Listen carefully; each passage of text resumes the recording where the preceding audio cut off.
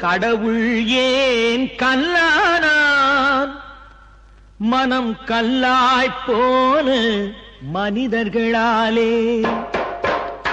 கடவுள் ஏன் கல்லானான் மனம் கல்லாய்ப்போன மனிதர்களாலே கடவுள் ஏன் கல்லானான் மனம் கல்லாய்ப்போன மனிதர்களாலே